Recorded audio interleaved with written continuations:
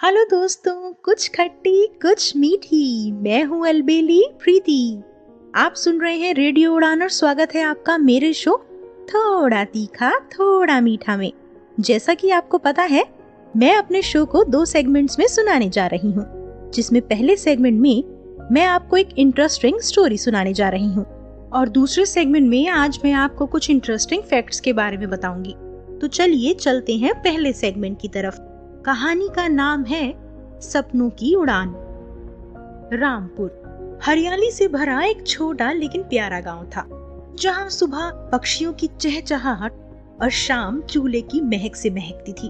वहीं रहता था मोहन, 11 साल का दुबला पतला लेकिन तेज आंखों वाला एक लड़का, जिसका चेहरा हमेशा मुस्कुराता रहता, लेकिन उसकी आंखों में गहराई थी, जैसे वो दुनिया को कुछ अलग नजर से देखता हो। वो हर सुबह सूरज के साथ उठता, अपनी माँ की मदद करता, गोबर के उपले बनाता, पानी भरता और अपनी छोटी बहन गुड़िया के बालों में तेल लगाकर चोटी बनाता। गुड़िया उसकी छोटी बहन थी, लेकिन दोनों में बहुत गहरा प्यार था। गुड़िया अक्सर पूछती, भैया तुम बड़े होकर क्या बनोगे? मोहन मुस्कुराता और कहता, मैं बड़ा होकर इंजीनियर बनूंगा और हमारे लिए एक बड़ा घर बनाऊंगा। रामपुर का स्कूल मिट्टी की दीवारों वाला था, लेकिन उसमें सिर्फ 3 ही कमरे थे और एक ब्लैक बोर्ड जो शायद कभी पोंछा भी नहीं जाता था। लेकिन मोहन के लिए ये स्कूल एक मंदिर जैसा था। वो स्कूल के हर कोने से प्यार करता था। उसके प्रिय शिक्षक मिश्रा सर उसे बहुत मानते थे। एक दिन उन्होंने कक्षा में पूछा, बच्चों बड़ा सपना कौन देखता है?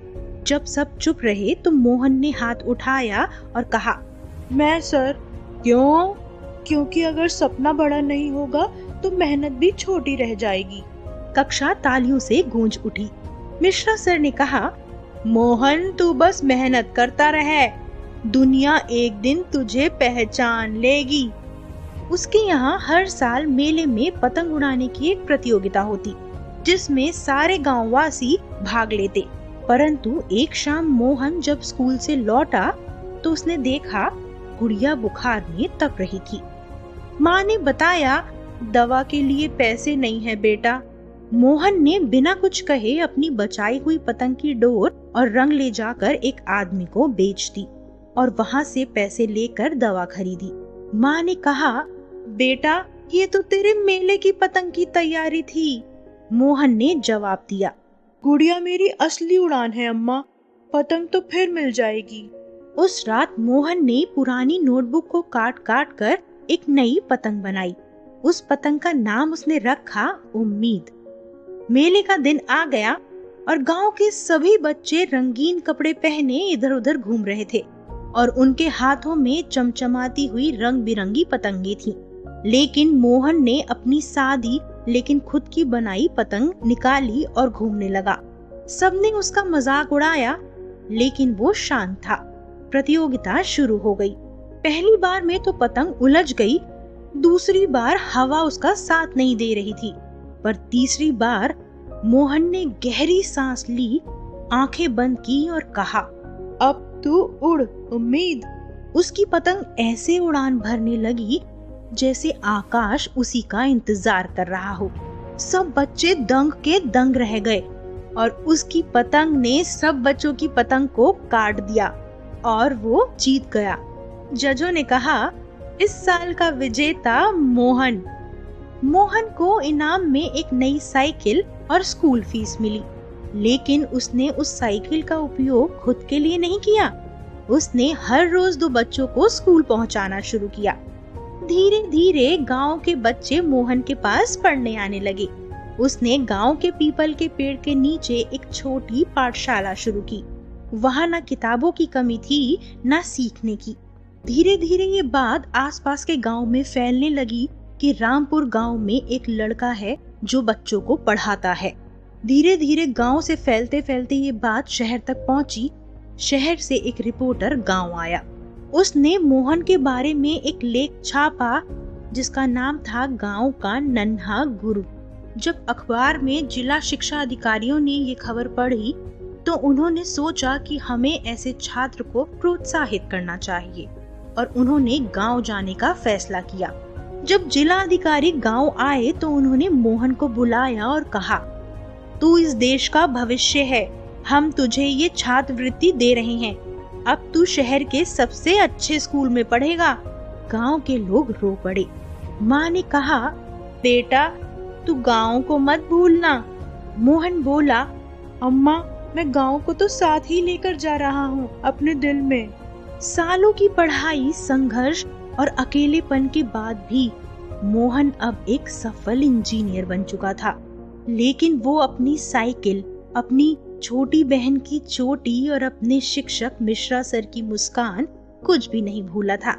उसने अपने गांव के लिए एक पक्का स्कूल बनवाया, हर घर में बिजली लगवाई और गांव के बच्चों के लिए मुफ्त कोचिंग शुरू की। अब हर साल मेले में एक नई प्रतियोगिता होती जिसका नाम होता मोहन पतंग उड़ान महोत्सव और इनाम में एक किताबों से भरा बस्ता और 1 साल की पढ़ाई मुफ्त। मोहन खुद उस प्रतियोगिता का उद्घाटन करता और बच्चों से कहता, उड़ान के लिए पंख नहीं, इरादे चाहिए। दोस्तों, हमें इस कहानी से ये नैतिक संदेश मिलता है कि बड़े सपनों के लिए बड़ी मेहनत करनी पड़ती है।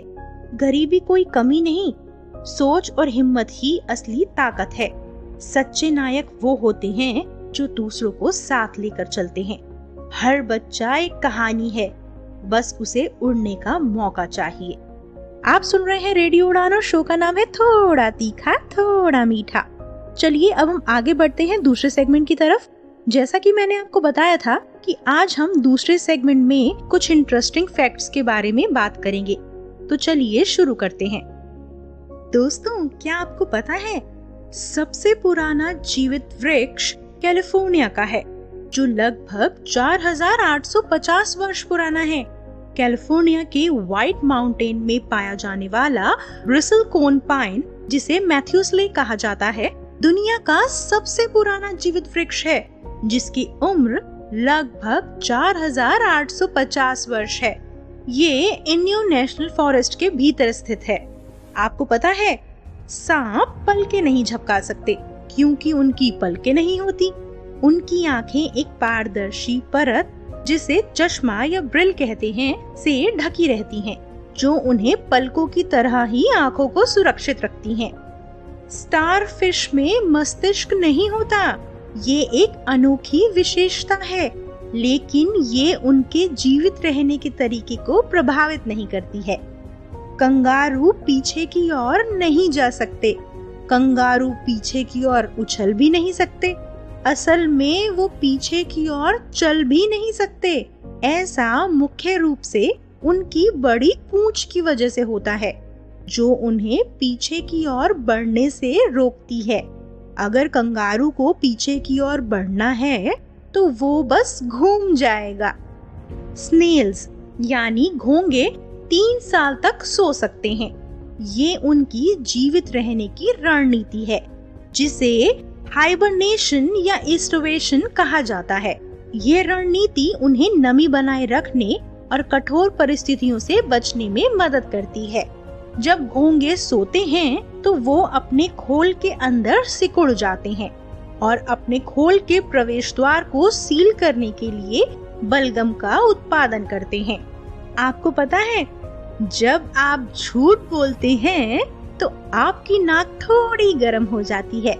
आपकी नाक के आसपास के टिश्यूज और आंखों के अंदरूनी कोनों का तापमान बढ़ जाता है।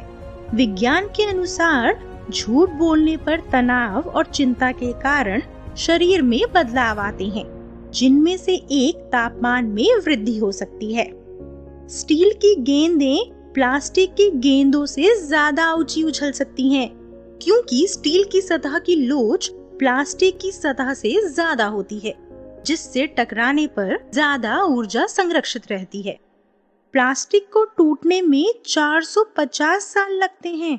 प्लास्टिक का डिसोल्यूशन एक धीमी प्रक्रिया है और कुछ प्लास्टिक प्रकारों को डिसबैंड होने में कई साल लगते हैं। ये प्रक्रिया प्लास्टिक के प्रकार, एनवायरनमेंट के टेम्परेचर और ह्यूमिडिटी सहित कई फैक्टर्स पर निर्भर करती है। प्लास्टिक के डिसोल्यूशन की धीमी दर पर्यावरण के लिए चिंता का कारण है, क्योंकि प्लास्टिक कचरा लंबे समय तक पर्यावरण में बना रहता है और सूक्ष्म प्लास्टिक में बदल जाता है, जो समुद्री जीवन और मानव स्वास्थ्य को प्रभावित कर सकता है। क्या आपको पता है, आपका दिल आपकी मुट्ठी के आकार का होता है। ये एक मांसपेशीय अंग है जो आपकी छाती में स्थित होता है और पूरे शरीर में रक्त पंप करता है। इंसान की आंखें लगभग 2 मिलियन काम करने वाले हिस्सों से बनी होती हैं। ये एक जटिल और अद्भुत संरचना है जो हमें दुनिया को देखने में मदद करती है। इंसान का खून समुद्र के पानी जितना खारा होता है। मानव रक्त और समुद्री जल में लवणता यानी सैलिनिटी में समानताएं होती हैं, लेकिन समुद्र के पानी में नमक की मात्रा मानव रक्त की तुलना में बहुत अधिक होती है, लगभग 3 गुना। आपको पता है, जेलीफिश और खीरा दोनों में 95% पानी होता है। कुत्तों के लिए बहुत ज्यादा चॉकलेट जहरीली होती है, क्योंकि उनमें थियोब्रोमाइन होता है, जो कैफीन जैसा ही रसायन है।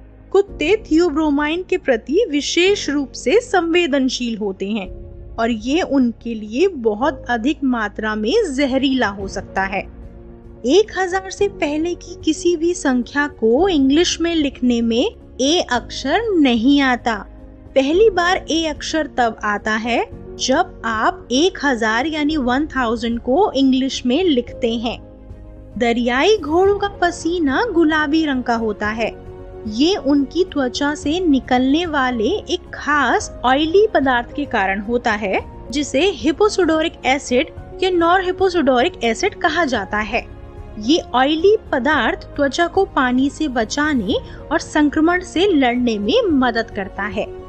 ब्रह्मांड में पृथ्वी के समुद्र तटों पर रेत के कणों से ज्यादा तारे हैं। खगोल शास्त्री कार्ल सागन ने इस बात को लोकप्रिय बनाया था और अब वैज्ञानिक इस बात से सहमत हैं कि ब्रह्मांड में सितारों की संख्या बहुत अधिक है। लाल रंग बैल को गुस्सा नहीं दिलाता, दरअसल वे पार्शली कलर ब्लाइंड होते हैं, इसलिए उन्हें लाल रंग दिखाई नहीं देता। आलू अंतरिक्ष में उगने वाली पहली सब्जी थी। ये अक्टूबर 1995 में नासा के स्पेस शटल कोलंबिया में उगाया गया था। इस प्रयोग का उद्देश्य अंतरिक्ष यात्रियों को लंबी अंतरिक्ष यात्राओं पर भोजन उपलब्ध कराना और भविष्य में अंतरिक्ष कॉलोनियों को भोजन प्रदान करना था। प्लास्टिक सर्जरी के बिना दुनिया में किसी के भी फिंगरप्रिंट्स आपके जैसे नहीं हो सकते।